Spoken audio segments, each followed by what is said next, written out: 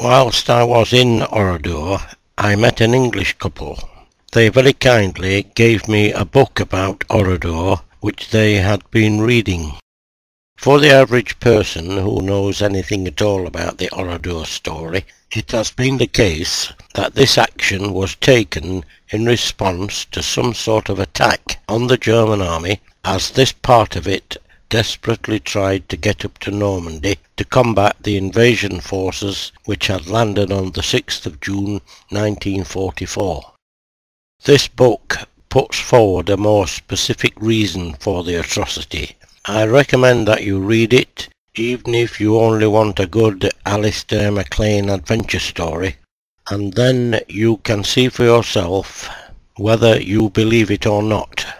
Can I say that I deliberately didn't read the book until after I had made the film, because I wanted the film to be my impression coming to it on the day and without any specific preconceptions. To an outsider like myself, the incident is clearly an atrocity carried out on a whole town of non-combatant civilians.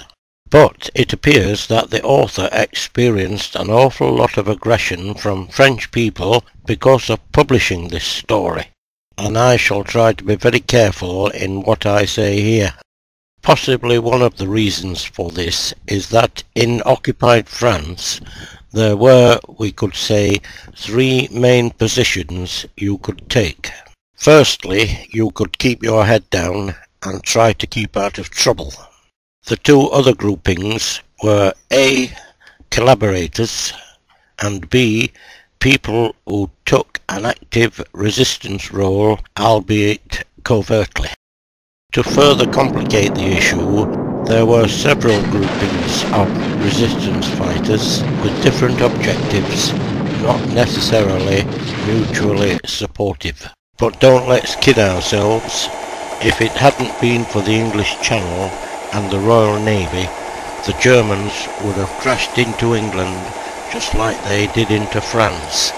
We would also have had both collaborators and resistance fighters, or terrorists as the Germans would have called them. However, with regard to the book, I'm not going to tell you the story, but in addition to the gripping nature of it, I was personally gripped by the journey which the central character took through France. It seemed as if my previous travels in France had been to research this story. I just hope that the specific French government agency mentioned in the story haven't come to the same conclusion. As a refugee from Nazi Germany, his father had moved to Toulouse and then settled in a village near Agen. As a lad, he was sent to college in Pau, and whilst there got involved in guiding escaping foreigners, mainly downed RAF pilots, over the Pyrenees into Spain. Then it was learned that an SS Panzer division would soon arrive in the Toulouse area.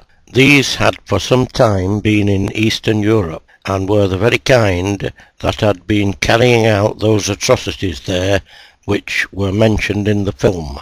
They travelled up from Bordeaux to camp at Montauban near Toulouse.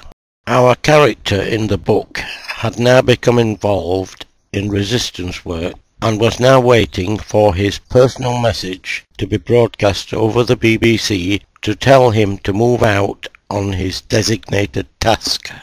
When the Normandy landings had been launched, he heard the message and set out.